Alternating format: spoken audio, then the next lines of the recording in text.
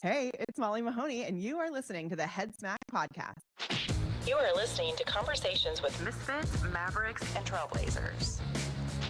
Hey, welcome to the Headsmack Podcast. My name is Paul Pavolny, and I'm excited to have another misfit with me. I have Molly Mahoney with me, and she is a digital marketing strategist, keynote speaker, and former NYC performer.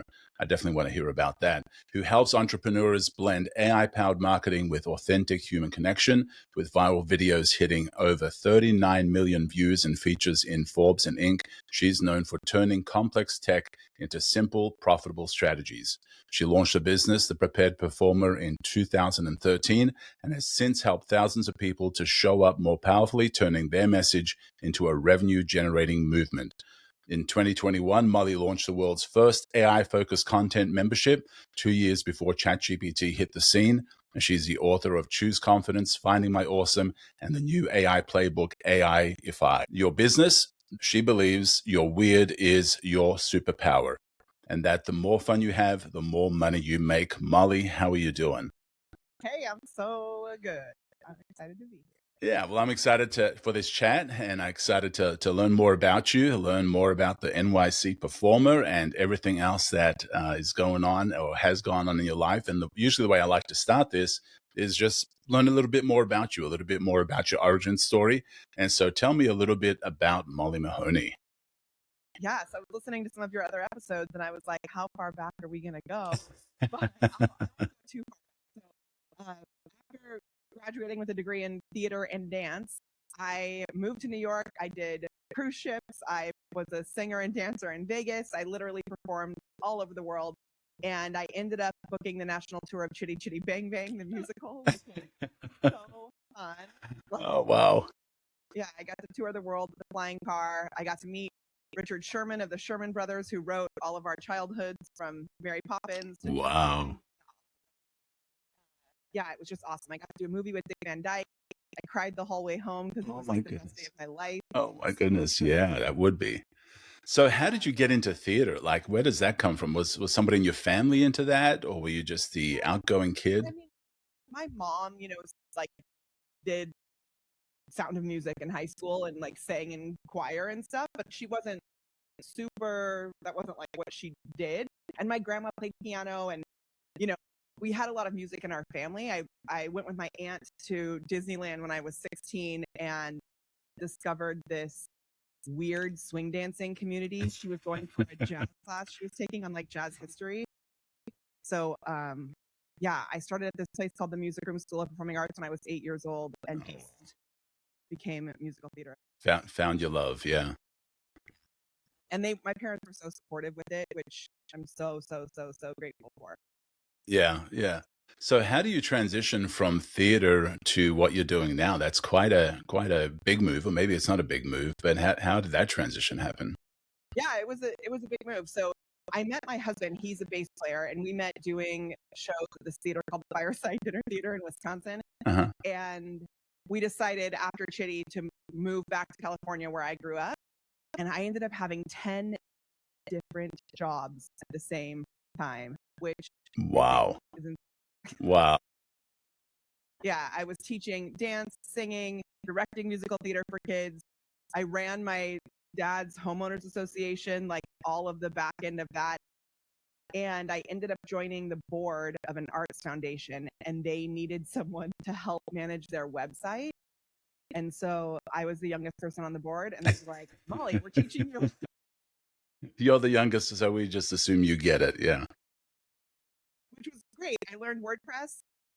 And around that same time, I decided that I wanted to really focus on my vocal coaching business. So, I mean, I had a knitting and crocheting Wow. handmade accessory thing that I was doing. I was teaching knitting and crocheting at a yarn store, like really weird thing. Yeah, yeah.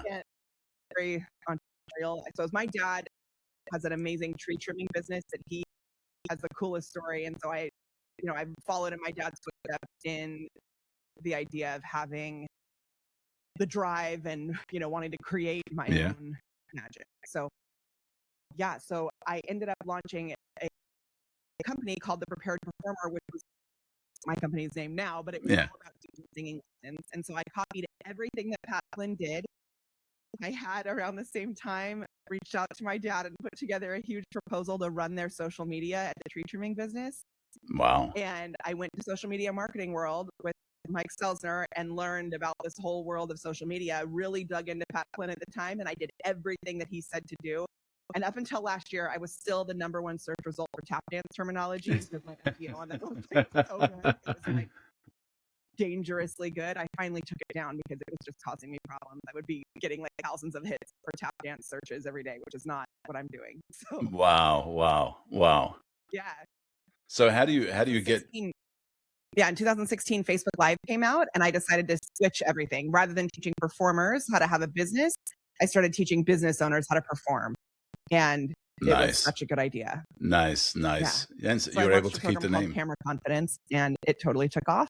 And then anytime there's been a new technology that's been added in, like messenger bots were huge for us. We pivoted completely and launched a full done-for-you agency in messenger automation. ManyChat hired me to speak on their behalf, which was super awesome. So I was going to like Digital Marketer and speaking about ManyChat, but also speaking about my business, but kind of as a case study. So it really allowed me to combine my expertise as a speaker and as a performer and a communicator with all of the digital marketing stuff that I love. So pretty cool. Yeah, it's amazing how it all kind of wove together. So it really wasn't as huge of a jump because you kind of weaved some of the performance, attention getting, reaching people, communicating with people, connecting with people, and transition that into an online space. And so what was the first business that you transitioned to that you kind of felt, man, this is working, this is successful, I think this is going somewhere? Yeah. So right before launching our Camera Confidence program, I tried to launch a course called Prepared Performer Profits to teach mainly musical theater performers how to build a side business while they were auditioning and working backstage and all of this, because having this online business while I was pursuing what I loved was such a gift to me. And I was like, everyone needs to know this. I said the tagline was the cure for the starving artist syndrome. Turns out if you call someone a starving artist, they probably aren't going to pay you. Yeah. Interesting. So that launch failed miserably. And sometimes I get artists who get upset when I tell that story because they're like, how could you call us starving artists? And I'm like, no. Because I believe that we can have so much more. Right. But it's really important to be clear in your messaging with how you're talking to people. Right. So in that moment of this huge course launch failure, I was actually in New York with friends seeing the original cast of Hamilton on Broadway. Oh, wow. And I remember being in this coffee shop and I was like, what am I going to do? Because it had not worked at all. And so I made a giant list of everything that I could teach people.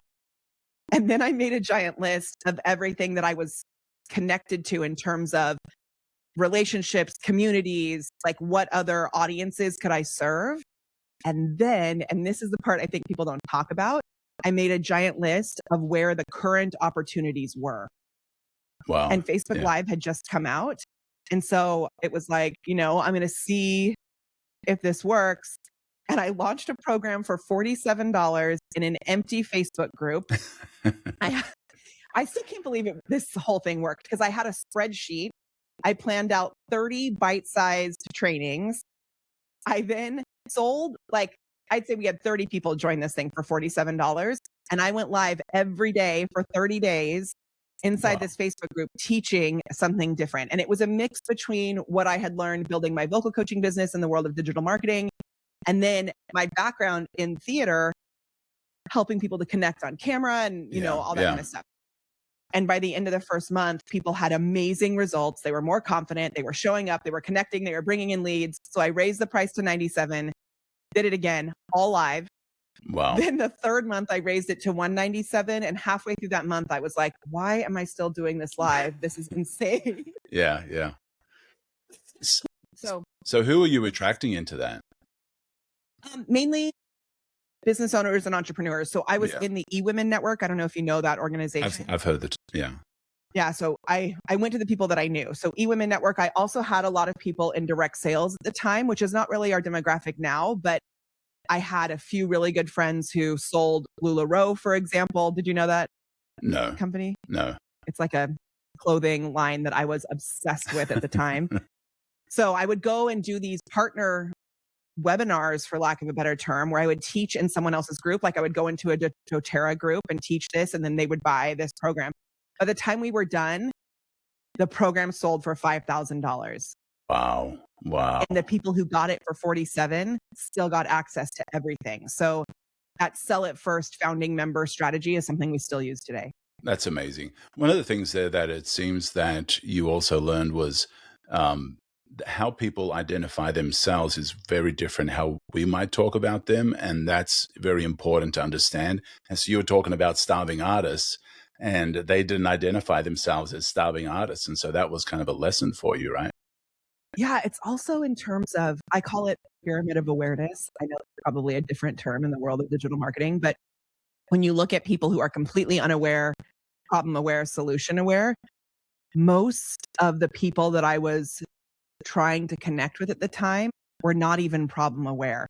The problem that they thought they had was they needed to book another show or another gig, you know, and I had a huge like solution, which was not the solution they were looking for.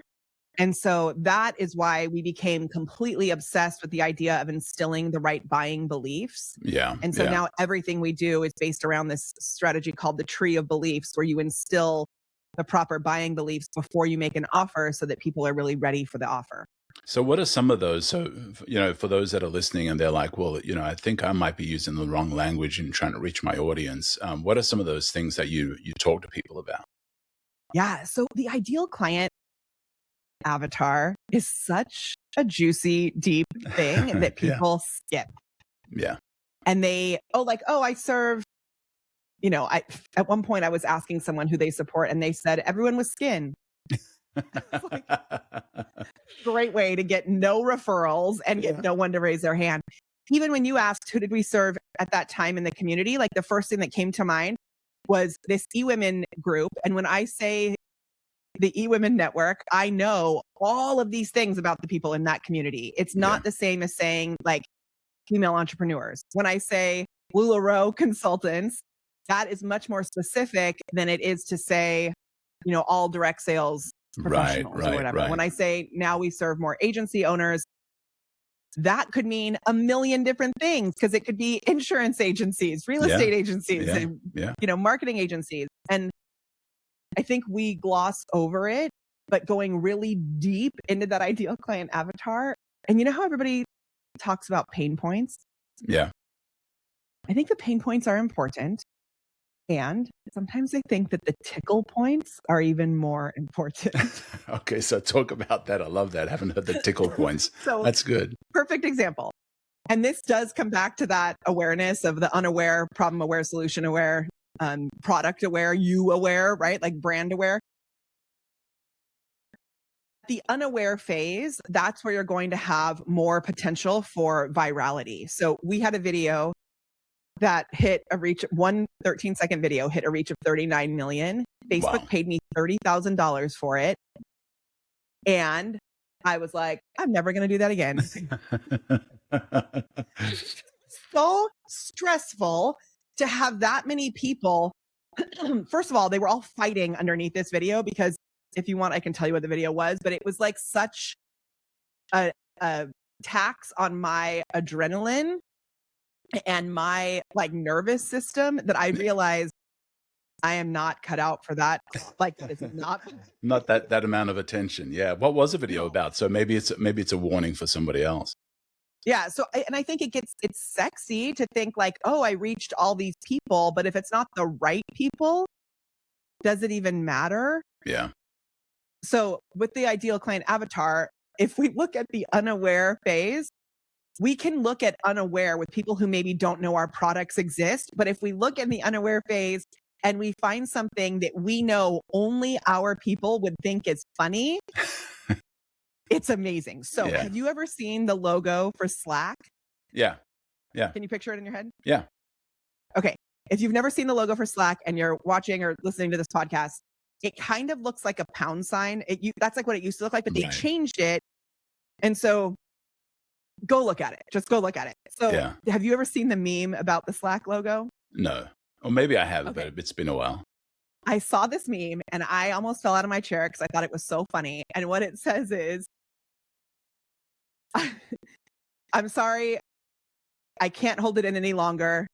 The Slack logo looks like 4 ducks sniffing each other's butts.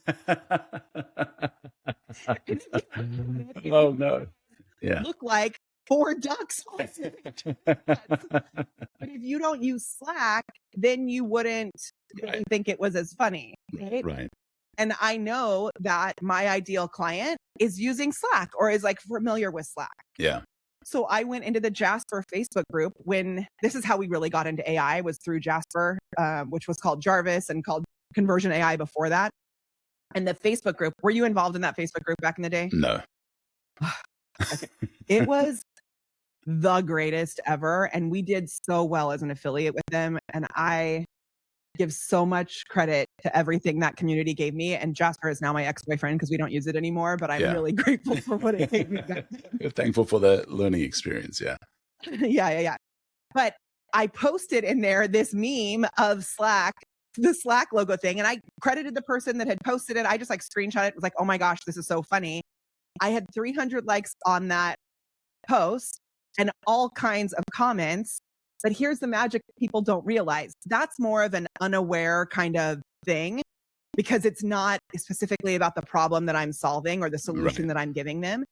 But when they come to my profile and they click on my face because I shared this joke, my whole Facebook profile is optimized to take them through all of these different phases of awareness to get them to opt in for something and buy something. Nice.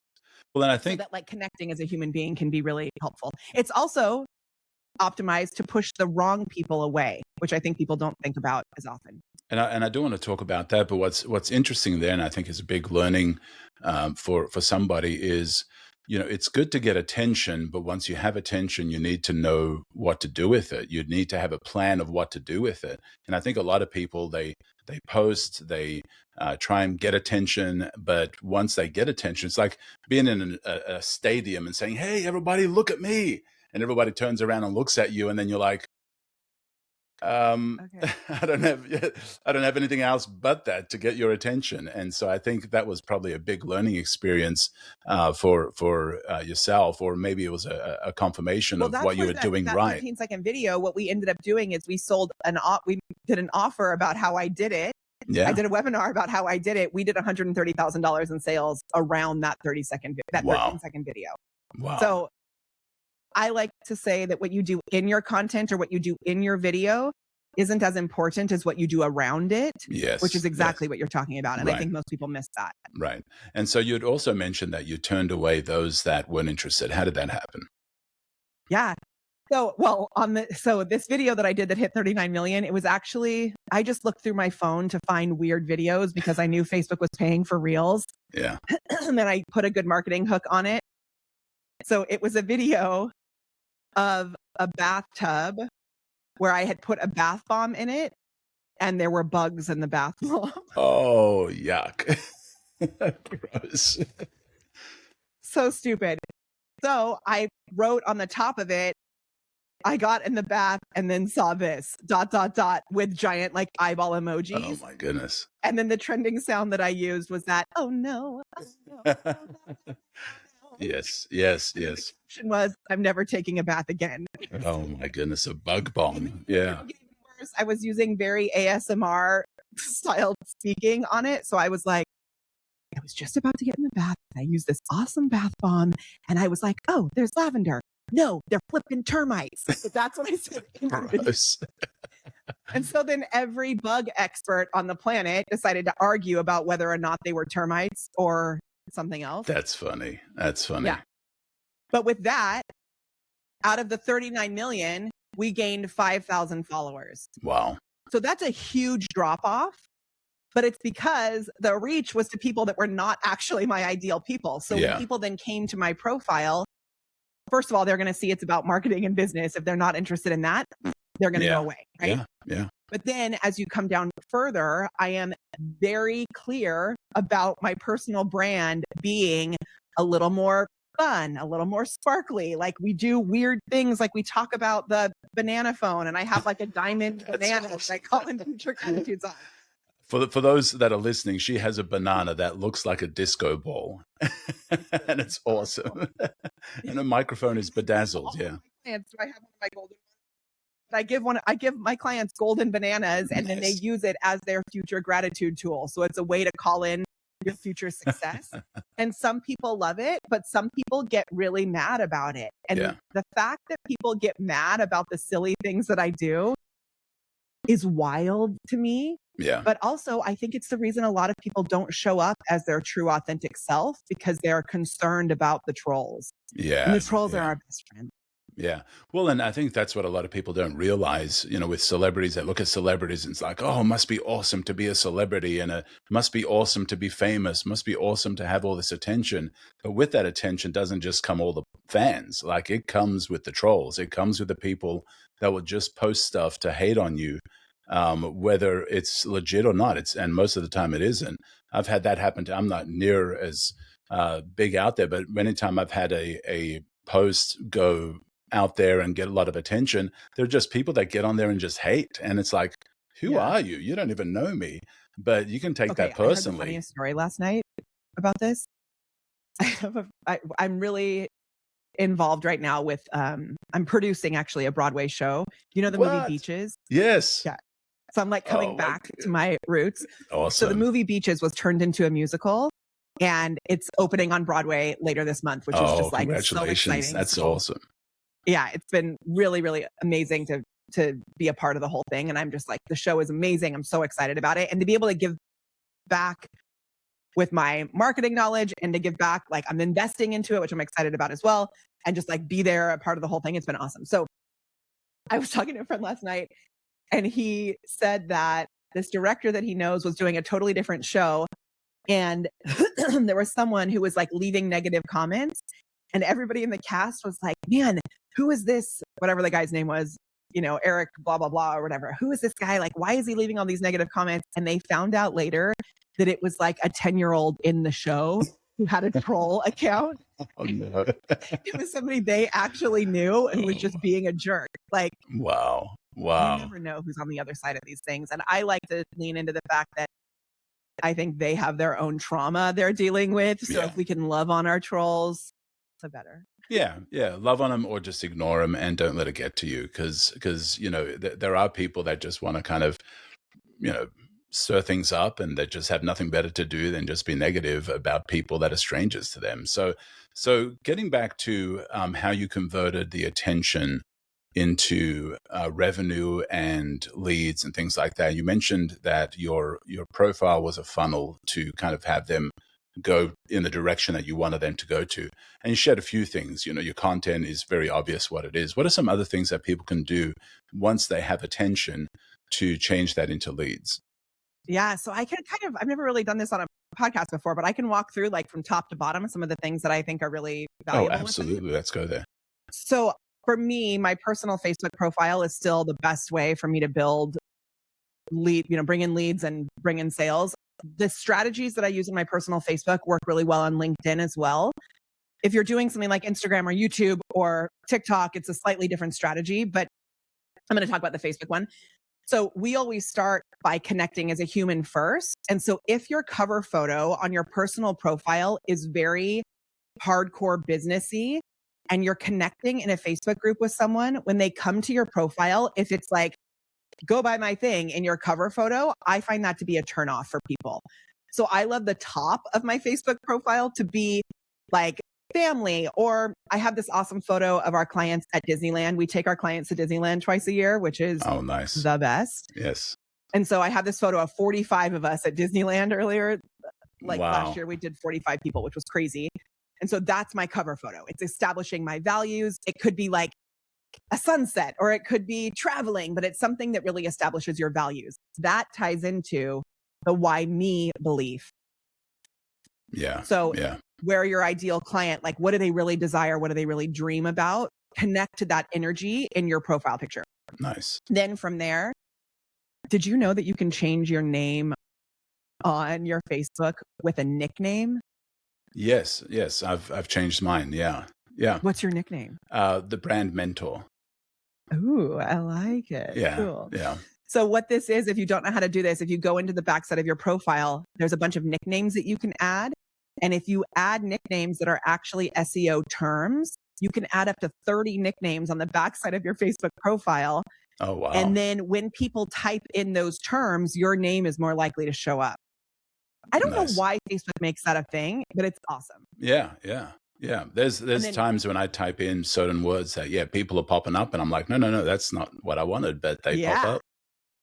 So when you have the one that you know is like the best for you, you select it as your top nickname and then it shows up with parentheses next to it, which I'm sure is how yours is with the brand mentor, right? Right. So if somebody types in brand, there's a chance that may come up. So I would even play with maybe not having the brand mentor, because I don't know if they're searching the word I'm going to try it now. Right. But so having that, it makes it so that your name comes up and is associated with that search term, which I just think is so awesome.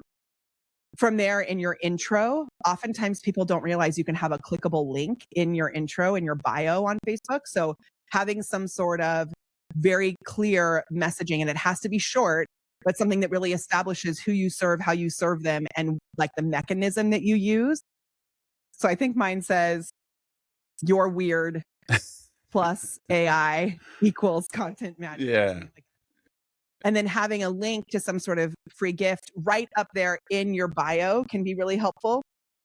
And then from there, there's all kinds of things that we do with a pinned post and the content that we're creating and using, I create separate business pages. We do this on LinkedIn too, that are more like business cards. So our content membership is called Camera Confidence. Or not Camera Confidence. Oh my gosh, I talked about it too much today. We don't even have that program anymore. It's called the Content Club. It's too early. Okay, the AI Content Club. And I don't have content that I put out about that, but I do have a Facebook page. It's more like creating a landing page on Facebook. And so it creates a little clickable link that people can go to that takes them to that Facebook page where they can learn more about the program. Oh, wow. Okay. That's interesting. I hadn't heard that before. That's pretty cool. You can do it on Instagram too. So then in your bio, like if you have a book or obviously you have a podcast, you can do the @ symbol in your Instagram bio, and then it can go to a 9-grid landing page for your book or for your podcast. Nice. Love that. That's a lot of good stuff. Hopefully people are taking notes on that. That's so good. Now, when did you mentioned that you jumped into talking about AI before ChatGPT hit the scene. So talk about AI. You're in some circles, you're known as the queen of AI. And so let's talk about that. How did that transition happen? And what was some of the writing on the wall that you saw that kind of led you in that direction? Yeah. So I've just had this really unique knack for finding new tech capabilities, having loads of fun with it and humanizing it, and then bringing it to other people in a way that makes it feel easy for them. So with ManyChat, with messenger bots, they named us one of the top 5 chatbots because our chatbot had fun. Oh, nice. Yeah. Okay. Human elements. And so when I was first introduced to what's now known as Jasper, I don't know if you know Jamie O'Connor Harmon. She introduced me to it. And I was like, this is magic. This is the coolest thing I've actually ever seen. Yeah. And I had to really convince people that it was a good idea to use these AI tools. Yeah. But I just started doing content about it. And one of the things that I always do when I find a tool that I really love like this is I reach out to the founder or to the head of the company right away. And I offer to do a video with them, to have them on an interview, which you would be surprised how many people don't do that, either because of fear or I don't know what. With MindPal, I had a support question. Their support team wrote me back. I was like, thank you so much for for the answer. That's super helpful. Also, I'd love to have you on to do an interview for my community. Would you want to do that? They always say yes because they're wanting more visibility. Exposure, yeah. And then for our community, it's a huge gift to be able to show them look, we have the actual people who are building these tools. Yeah. And the side effect of that, if you have experience as a speaker and you know how to present in a way that actually drives engagement and community, then they ask you to do trainings for their community. Wow. And so that is like what has ended up happening over the years. And so with Jasper, I ended up doing a lot of trainings for their community as well. And by simply giving to those communities, people start to see the value that you provide, and it ups your authority, it ups your visibility, and it ups people's trust in the systems that you have. So we launched the Content Club as a gift, like a bonus for our affiliates when we first did this, because people would sign up for Jasper, but then if they didn't know how to use it, then they would leave. And I wanted to keep getting their affiliate commission. So I was like, I will train you on how to do this as long as you are a current Jasper subscriber. Yeah. Now, eventually they changed their affiliate program and it stopped being lifetime payouts on it. So we had to change it because then everybody was just getting it for free. But when ChatGPT came out, it was like, holy smokes, a complete game changer. So I ended up going back and changing our whole program. And because of the visibility of ChatGPT, all of a sudden, everything I had laid groundwork wise for AI and business elevated me to a place that was like, oh, first of all, there are way more men that we see in the space. And so I was like the token female to be on these stages, which is silly, but also I'm like, whatever, I'm going to get my sparkly pants on that stage and I'm going to open the space for more women. But it was just so, we were positioned so well because I had jumped in early. Now, you talked about you had made things fun. You had made them a little different. What were some of the things that you did to do that? Well, the name of the program back then was not called the Content Club. It was called Dancing with Jarvis. If you put junk in, you get junk out, right? Like we all know that with AI now. But what I would see happen is people would use AI, they would not like the response, and then they'd just go, and they'd close their window. They'd log out. Yeah, this is dumb. And my point was that you have to dance with the AI. Like it's going to give you a little bit, and then maybe you got to give it a little shimmy to get it to go in a different direction. Wow. So even just the fact that it was called Dancing with Jarvis at the time, like that right away sets the tone for the fact that this is not normal. Yeah. Right? We do things in a way that is very different. And I've taken a lot of training on how to do NLP. Mm-hmm. Are you familiar with NLP as a speaking? I think so. Natural learning. There's two different kinds of NLP in our space. One is natural language processing, which is not what I'm talking about. This is neuro-linguistic programming. Okay. And it is a way to play with people's brains. To get them to pay attention. Right. And so even before I dug into the NLP, when I was teaching camera confidence, I have these 6 P's of the prepared performer. Do you mind sharing those? 5. What'd you say? Do you mind sharing those? Oh, yeah, totally. So I usually say it's 5, which is pace. So how fast or how slow you go. Yeah. Pitch, which is, are you talking in a voice that's like, oh my gosh, like up high? Or are you like, okay, I'm going to tell you whatever, like down low. Your power, which is how loud or how soft you're speaking, which has a big impact. Yeah. Like when you start to speak more quietly, like I did on that bathtub video, people lean in. Right. It's almost National ASMR Day, by the way. So there we go. All right. And then the percussiveness. So the percussiveness is like, are you mumbling or are you being very percussive? Yeah. I saw a really funny video the other day about people who over enunciate. I am definitely one who tends to sometimes, because of my musical theater training, get very percussive in things, which can lead to interesting things. So that was, we're at number 4, but that's the pace, the pitch, the power, the percussiveness, pauses. So how many pauses are you using when you speak? Yeah. And how effective that can be. And then the reason I usually lead with 5 is because there's a 6, which is the pattern interrupt.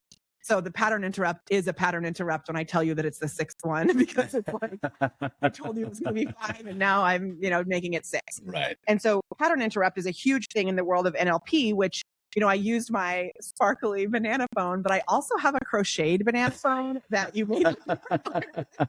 That's awesome. So there's all kinds of ways that you can do this. And when I speak, I will often, if you go to my Instagram, I think it's on my main one, Molly Mahoney Official is my new Instagram. I think it's on there. There's a video of me speaking at Onyx and Gall's Eugentic AI event. And I do this often. So if you ever see me speak, pretend you don't know I'm going to say this. Okay, this is like a secret. I'll say, okay, so what Onyx doesn't know is that I actually snuck in here before the event started and I put a gift underneath your chair. And so everyone will start searching under their chair. Like, it's amazing. People get down on their knees, they're looking, and I'm like, oh, it's there. You may not see it because it's imaginary. Oh man, that's mean. It's like, I'm like, but it's there. Yeah. It's a phone. And so I'm like, do you have it? Let me see. Show me your phone. So I get everybody to do this banana phone thing. And then I have this GIF on the screen that's me with the giant golden banana phone, which I'll get. Giant golden banana phone. So if you're not watching this video, if you're listening, I have a giant gold banana. She has a variety of bananas. They don't need them anymore. So I have a GIF of me going like, call in your future gratitude, call it into the universe. That's what the GIF says. And so I'm like, I don't want you to just listen to this presentation and get all this jargon. I want you to make a decision. What's the result that you want to get out of this presentation? Yeah. Call that future gratitude in on your banana phone right now. It's like manifesting with fruit. Nice. You're welcome. You don't have this gift forever. So that is like very different than how most AI trainers are teaching. I love it. Well, she does have a variety of bananas, and all of them serve a purpose. And that is so awesome. Well, and I think pattern disrupt is probably. You have a what? The pineapple phone doesn't work as well. I think the pattern disruption is probably one of the biggest things to do, because we are people of patterns. We love patterns. We look at the sky, we see images, we like order, and we look at for patterns and sequences and whatever, and things that we do because we try and kind of line them up in our mind and better understand them. And so pattern disrupt is like probably one of the most powerful ways to get attention or to redirect attention, right? And I think in the world of AI, pattern interrupt is even more important, because as humans, like you said, we do love patterns, and AI has taken those patterns that we use as marketers, like problem, agitate, solve, those different structures that we use. And now it's made it white noise. So those things that we used to use as a pattern interrupt, like, it's not this, it's that. The thing no one will tell you is all of those things are now so inundated in the marketing copy that's coming out through AI tools that we have to do a lot to be a human being to break up those patterns that have become white noise. Yeah. And I think a lot of people have said that AI is giving us the best average. Do you agree with that? Yeah, I mean, I don't even know if it's the best average, right? Because sometimes it's probably just the most common, which I guess is the average. Yeah. And it's tricky. One thing that I was talking about last night is that you may have outliers that work super well. And when you start to talk about those outliers with your Claude or ChatGPT or whatever account, if you express something and you have your memory turned on, like for example, when ChatGPT RIP got rid of 4.0, I was so upset because I just thought it all like went in the tank after that. And it wasn't doing what I wanted it to do anymore. With the tree of beliefs, we have a very specific process where I'll say, give me a tree of beliefs about blah, blah, blah. And then it gives me this table with all the beliefs. And it's like so easy, so good. And when 4.0 went away, it started really messing it up. And I was like, what is your problem? Use this custom GPT. It's like the first time I ever got really frustrated. And then I realized in my memory, when I asked ChatGPT to tell me what was important to me, following the tree of beliefs pattern was like the most. Oh, wow. Yeah. Yeah. which actually really wasn't. It's just that I had gotten very loud about that. And so the problem that I find with using our own AI systems for things like this is that confirmation bias is so high that you're not always getting even the best average. You're getting the best average put through the filter of what AI thinks that you want. Right. Wow. Which I think really limits us. Yeah. Well, and I see what also happens too is that we get a lot of people are getting into these echoing everybody else's stuff. Somebody else creates something that works. Suddenly, your feed is full of the exact same kind of stuff. And then there was a moment there a while ago, a few weeks ago, that it was like what I call the Liberace filter. It was like everything was sparkly and everything was like, it was like, what is going on? Everything is suddenly sparkly. That's been AI generated. I'm clicking on the wrong things in my there were people creating these graphics, and they were just like all sparkly and stuff, like for events and for promoting whatever they were promoting. And I'm like, we're kind of going through these trends of AI stuff that is just really creating the same stuff over and over. Totally. And that doesn't last. Yeah. And I think one thing that is stressful potentially for us now is that these tools, the strategies, things are changing so quickly. And because something can work really well for one person, everyone can copy it super quickly. Yeah. We burn out faster. And so our pivot capabilities have to be really sharpened, because the same things that worked a month ago don't necessarily work today. And it does create job security for me, because it means that I'm always going to have something to teach about and to update people on. But if you don't incorporate that into your marketing messaging, you may have a webinar that did super well 2 months ago, and then you try and do it again, but it's missing the current language or the freshness, fad or the current trend, and it doesn't perform as well. Yeah. A phrase that you mentioned is how to create a standout brand in a world of AI zombies. So talk about that for a little bit, because it seems like, when people are following trends, they're using AI to generate AI imagery that everybody else is then creating the same imagery, and it kind of creates this same, online. How do you create a standout brand? Because in that point, you really don't have a brand. You just have an attention grabbing something, but you're not building a brand. You're not building any kind of visual recognition of this is that person. It's kind of like same as everybody else. Right. And I think it's really about an energetic stamp, an energetic blueprint, which includes visuals, it includes language, it includes what you actually hear, it includes what you actually see, and most importantly, it includes what you feel. And I think most people don't take the time to really dial that in terms of their messaging, in terms of the visuals, like you mentioned. And so we do this process called the spotlight effect, which takes your community, your audience, your potential client, from seeing solutions like this, like a wide range of solutions, and going whoosh, and focusing them, knowing that you are the only solution, which I think can be scary for some people because they feel like they're turning people away. But like we said in the beginning, that's an amazing thing to do. Yeah. So you want to create something that has stickiness, and a couple of the ways that we do that. So we use a spotlight effect, which takes you through this giant workflow, including your unique problems that you solve, your unique solution, your ideal client, getting your hooks and slogans dialed in. We create an enemy avatar. Do you ever do this? Yeah. Oh, yeah. Yeah. I actually have a seminar that I call creating a super brand. And part of that is who's your nemesis, Okay. Yeah. Perfect. So who's yours? My nemesis is people that are okay with blending in, people that are okay with just being just like everybody else. Yeah. Do you know Michael Burnoff? The name sounds super familiar. Okay. So he has a brand, which I don't wear any of these clothes that he has because I don't know. I'll tell you what it is, but he has a brand called Average Sucks. Yes. And he has all this swag that's like Average Sucks, right? And I love Michael Burnoff, and I'm obsessed Like my son wears his decide and do shirt at least once a week. But this average sucks thing is very polarizing. And I feel like that fits in with your nemesis.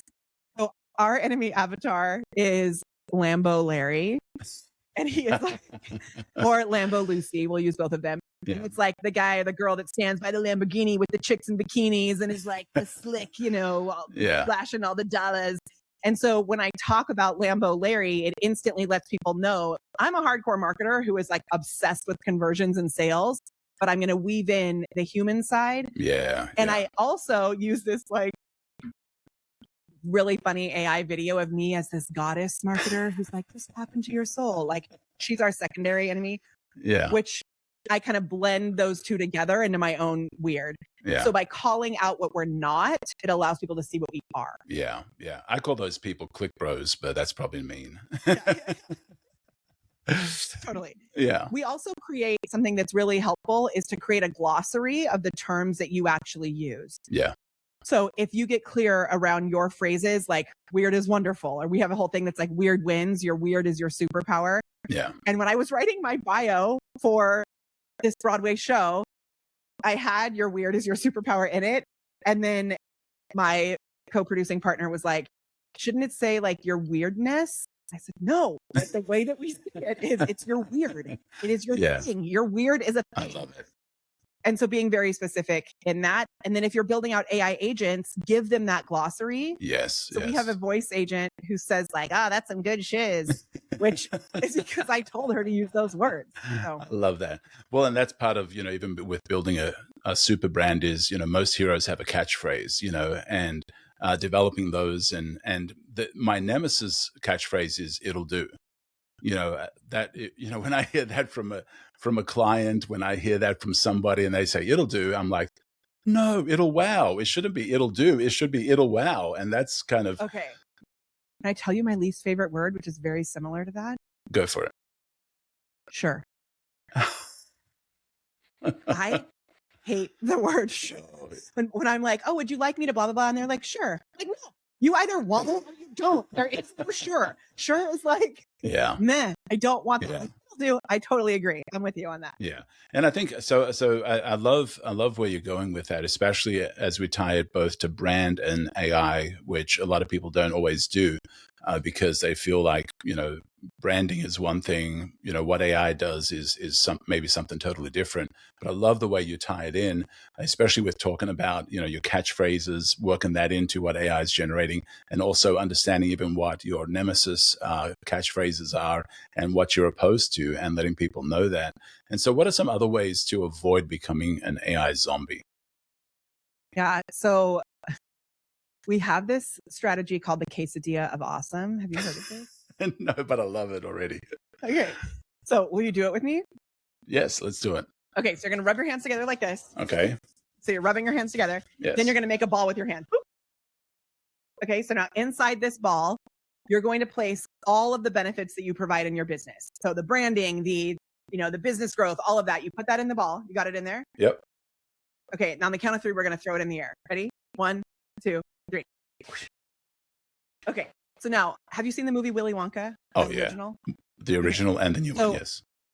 All of our benefits are floating above us, like Mikey TV when he's going into the Wonka vision.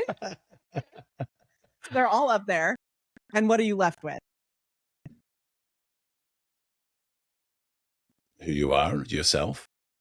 You're left with you, which is both the most awesome and the most terrifying thing to be left with. And it's the piece that most people skip. So what we do is we make a list of 20 things that make you a uniquely awesome human being. We call this your quesadilla of awesome because everyone has something that makes you uniquely awesome, even if it's just that you make an amazing quesadilla. Yeah. So, wow. And sometimes when I'm speaking to people who are not from California, or from Mexico or whatever, they don't know what a quesadilla is. So just in case, the quesadilla is 2 tortillas with cheese in the middle, but you can put whatever you want in the middle of the quesadilla. Like I like to put big jam in my quesadillas. Interesting. Okay. So this list I have a little acronym. It's the word SAVE. It has 5 letters. You may think SAVE has 4, but I can't spell. So in order to get over that, I spell my acronyms wrong. So it's SAAVE. which is your skill sets, the things that you're naturally gifted at, separate from your business, your appearance. And this is something that establishes who you are when you walk in the room. So I almost always wear sparkle pants when I speak on stage. Clearly I have a sparkly microphone to like help, my Liberace with it in person. Okay, so your appearance. And it's not about what other people think about how you look. It's what you think about how you look, how you feel on camera. So how you feel when you walk into a room, because those gremlins get back at you, right? In your own head. So your appearance, your activities, separate from your business, which creates a sticky brand. Right. Dancing is part of my activities, which has nothing to do with business, but by calling it Dancing with Jarvis, it makes it unique and different. Love it. Right? So activities. And it also gives you so much content to be able to post if you're not just only posting about business stuff or whatever it is. If you're a health coach, like only posting about health. Yeah. Then the V is your values, and that both attracts and detracts people. Right. So I sign every email, hashtag speak your kind, hashtag stand for joy. Yes. And we stand for joy as a fierce form of activism, which oddly makes some people mad. And that's okay. Wow. Wow. Right? Yeah. Like crazy. That's crazy. And then the final thing is the E is for things you like to eat. And so if you can find polarizing food and talk about it, it is wild. So if you go to your personal Facebook profile and you post these 5 words, even if you haven't posted on Facebook in a long time, it will unlock the algorithm. The 5 words are Brussels sprouts, yes or no. I'm going to post that today. I'll post that on the day that I share this. I'll post it on the day that I share this. Hold on. This isn't the right one. 4 people have sent me in the mail this same dish towel that says, every day I'm Brussels. For Brussels sprouts. Well, because I talk about Brussels sprouts as part of my strategy. Yeah. Everyone knows that, like, when they see Brussels sprouts, they take a picture and they send it to me. Like, I get Brussels sprout recipes all the time. Oh my goodness. Because I've awesome. woven that into my strategy, which is how you create a sticky, unique brand. I love that. Oh man, if you're listening to this or watching this, you need to go back, write each one of those down, because that is a head smack moment for some those terms. I think John Acuff talks about queso, and he like gets people constantly talking about queso. He's a fan of good queso. I think it's queso, maybe it's guacamole. Yeah. And so people are constantly like sending him recipes and sending him stuff to do with queso. Absolutely love that. I love the stuff about. That ties into that unaware, right? It's like that unaware piece, just to bring this back to the beginning, but it creates that common space there. And then once you have this list of all the things that make you awesome, there's a final little piece that we do. So if you take your fingers like this and put your fingers up, like all 10 fingers up, then you're going to turn them and tap them on your chest. So just like tapping on your chest. Then you're going to roll your shoulders. Okay, you've got this list. You're going to roll your shoulders.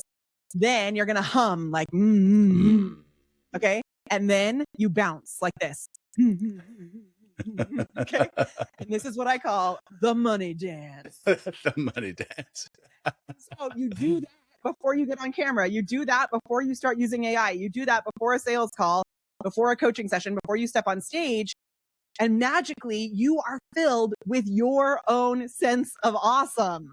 Love it. Love it. It's so good. That is so good. Well, and I like what you said, even about your attire and how you dress. One of the things that I usually post on Halloween is, if nobody can dress like you for Halloween, you don't have a strong visual brand when it comes to how you dress. I love that. You know, because if you look at a lot of people, they have a strong visual brand that if you wanted to dress like them for Halloween, you could very easily. But not everybody does. It's so good. So when we were talking about trolls earlier, I almost mentioned this and I thought, like, let's move on from the trolls. But I had a troll comment on YouTube that said, you talk too much. It's annoying. Or no, you talk too much. That's how you make money. And it's annoying. And so this was right around Halloween. And remember a couple years ago when that spirit costume meme was going around? Yeah. Okay, The spirit of Halloween. What you just said. Yeah. And my team was like, oh, let's make a social media manager version of this and have it be you. And I was like, that's not funny. So we took the troll comment and I went to my husband and I said, hey, if we were to turn this comment into a costume of me, what would the costume be? And my husband was like, oh, you're a Chatty Moneybags marketing coach.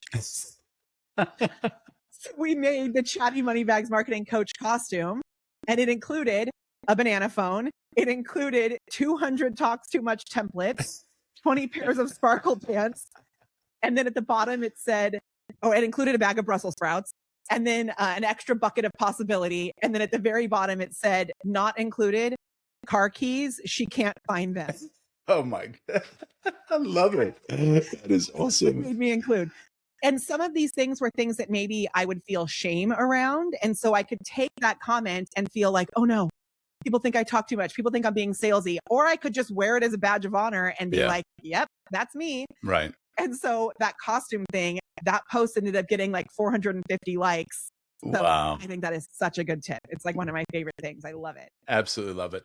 Now, one of the things that seems to be a casualty of AI and the desire for attention is the brand building. At least that's the way I'm seeing it. Like, I don't see a lot of people building a brand. They're just building things for attention. Do you see that as part of the casualty? Or are you seeing something opposite? Of course, we have separate feeds. We have people that we follow and shows up on our algorithm. I think it is a casualty, and it's also the biggest opportunity. Yeah. And I think it's the thing that we need to pay attention to more often than not, which is why I call it AI zombies. So there's this GIF that I use. I don't know who created it, but I use it almost every time I speak. And it's a zombie. And he's saying, you're boring me to death. I'm already dead. You're boring me back to death. I love it. And I think the only thing that's like, they talk about this concept of creating a moat, right? So it's like what protects your castle. And I firmly believe that the thing that we have as the most important, valuable moat is our personal brand. Yes. It is our humanity. It is our ability to connect with other people. And while a lot of the AI like trick type videos worked in the beginning, they don't last. Right. And so the thing that truly lasts is that personal brand, I think. Yeah. Well, and I think, some people forget that cheap and easy are usually temporary. And, but building a brand, that takes time, it takes commitment. Building a personal brand around all of those things that, Molly has shared is so vital for the future. And I think that's what is going to be the distinguishing thing from everybody that's looking the same because they're using the same toolbox is you just building that personal brand with that SAAVE system. And several of the other things that Molly has shared is just building something that's more human than what AI can ever generate. And don't skip out on, I think, the most important thing that people, like the biggest casualty of this for a lot of business owners, because they see how easy it is to whip up a sales page or whip up a course or whatever. And it's addicting because it gives you this dopamine hit. I have to constantly remind my clients, we are here for 2 reasons. You are in this program for 2 reasons. Not to do cool things with AI, even though that is like the hook of my programs, right? Yeah, yeah. The real thing that we're here to do is to get clients and keep clients. Yeah. And I have to keep coming back. Like, is this going to help you get clients or keep clients? And with all of the cool things we can do with AI, I still believe there is one thing that works better than any of it, which is talk to humans. Yes, yes, yes. And recently it was proven to be like so true. I don't know if you saw, did you see what summit I'm doing later this month? I have, and I want you to talk about it. I don't really like doing summits, to be totally honest. I kind of hate them. But this one I'm very excited about because it's different. I'm speaking at Tony Robbins and Dean Graziosi's event later this month. Yes, that is so like awesome. Bananas to me. And when they reached out, I had a call with Dean and he said, I interviewed all these people, but what I found was a lot of them are so smart, but they don't know how to talk to our people. And he said, you came as a recommendation. He was so kind. He said, you came as a recommendation from this person and I went and I watched all of your content, and I think you're perfect for this. Wow. And I don't have crazy viral content anymore. Like that one video that went viral, right? I focus on smaller, very specific things. But if you are putting out content that speaks to your ideal client, that shows your value, that shows your humanity, and you are connecting with human beings, that's where magic happens. Yeah. Well, and I think, part of Headsmack I came up with the word 30 years ago, and it's a brainstorming a methodology. It's 9 letters, and each one of those is kind of a catalyst to help you think creatively, even if you're not creative. But the first one is humanize. And it's amazing how, 30 years ago when I came up with it, it wasn't as relevant as I feel it is right now. I think humanizing is where is going to be kind of I haven't used this term before out loud, but is the punk rock of the future.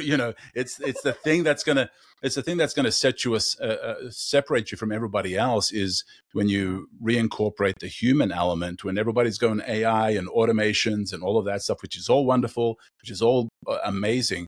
But when you can find a way to add the human element, I think and your personality, your personal brand, and all the things that you've shared, I think that's what's also going to be the separator for a lot of people that are going to succeed in the future. I do think it's like a really cool gift for both of us in that regard, because in 2021, I spoke at TNC at Traffic and Conversion about humanizing your brand. And I think it was a little too early. Yeah.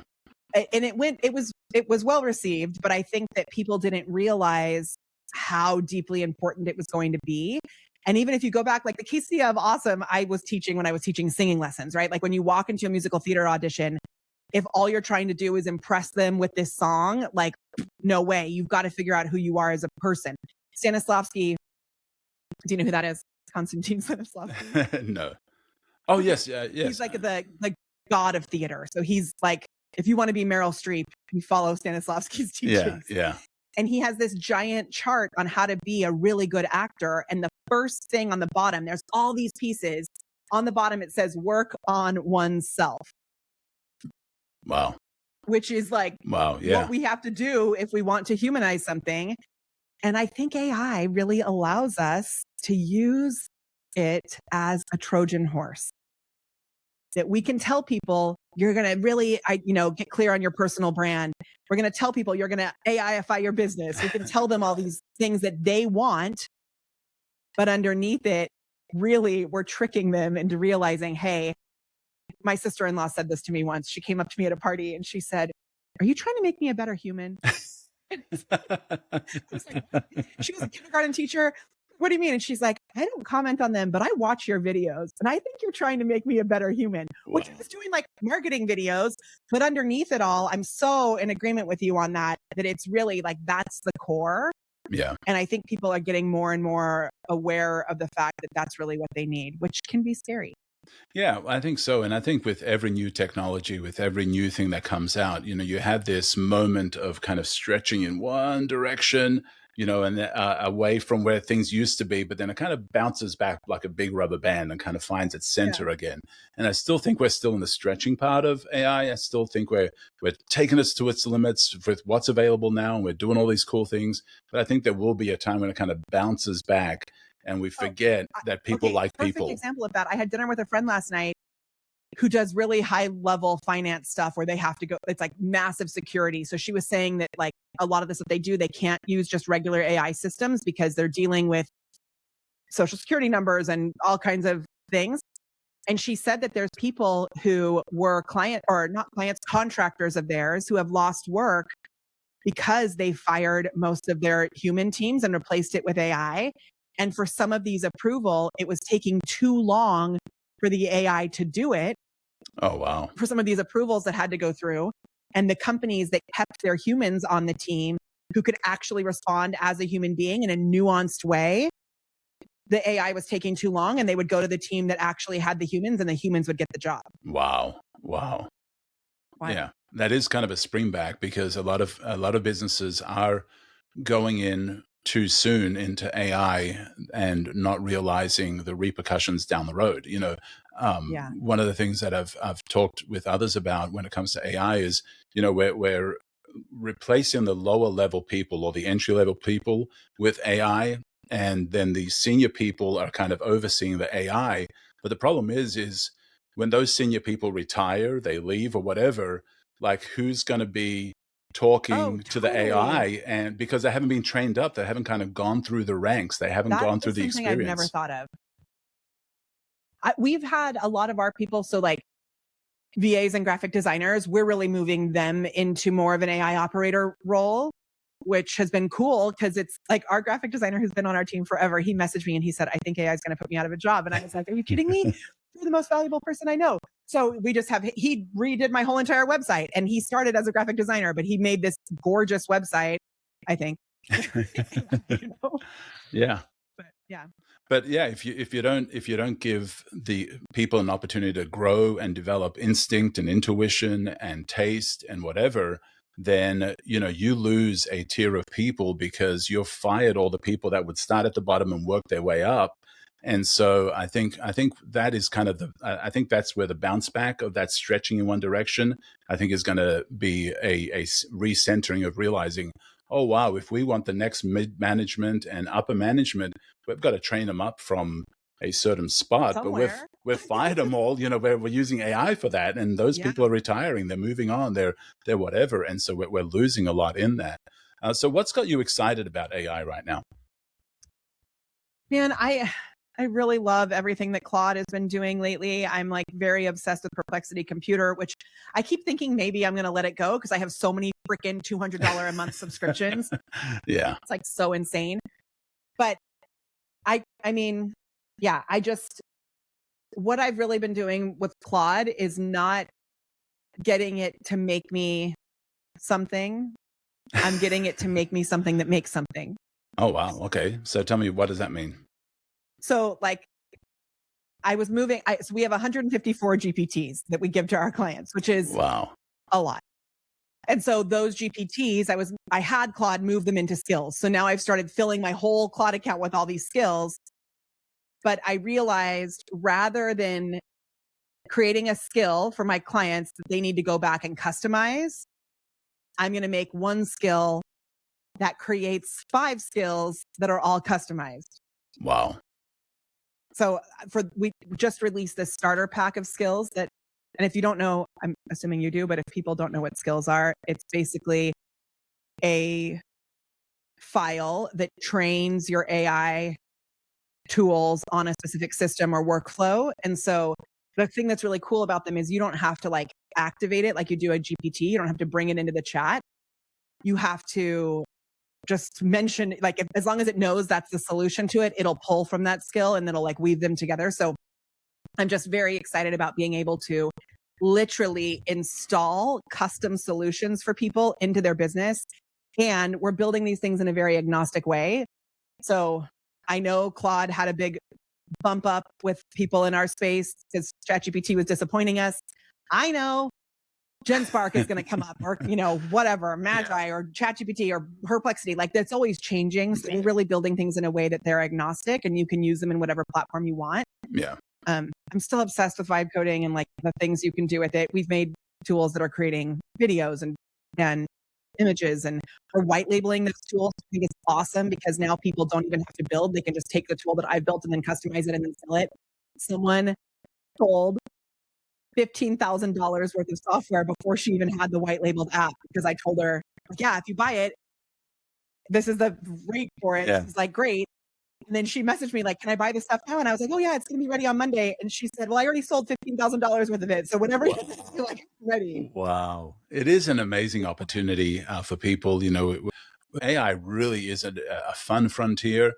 There's excitement, there's danger, there's, with any kind of a frontier, there's the people that are going and mining the gold and making their money from the gold.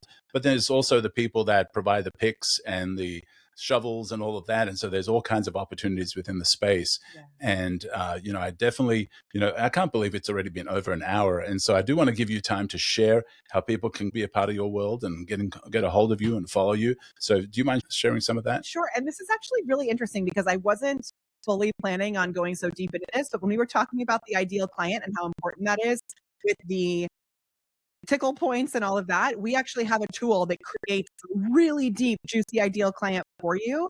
And so you can get that tool if you go to molly.live, molly.live/Headsmack. Nice. Perfect. Thank you so much. And so what are some other channels that they can find you active on? And they So I live on my personal Facebook profile, which is Molly Mahoney. It's me in there. There's no other team members in there. And Instagram, Molly Mahoney Official, mollymahoney.com is my website. My YouTube is The Prepared Performer, which is still my OG brand. You can still find singing lessons on there. if you scroll far enough. No, we removed the tap dancing. Well, Molly, this has been an amazing conversation. So much fun, so much value. If you're listening to this, I suggest you also go on YouTube and enjoy it a second time because visually it's been a lot of fun as well. You get to see all the different bananas as well. But this has been so wonderful, and I appreciate you coming on. And I look forward to just following your adventures as you keep standing out and making a difference and impacting lives. Thank you. And I just want to say also, like, you really live what you preach, because for those of you who have ever been on a podcast before, usually you just get like a Zoom link or a Riverside link to join. But you had this like gorgeous page with all of these instructions, and it was very on brand. So well, thank you for practicing what you preach. Well, thank you. I appreciate that. You have a wonderful day. You too. Bye. You are listening to Conversations with Misfits, Mavericks, and Trailblazers.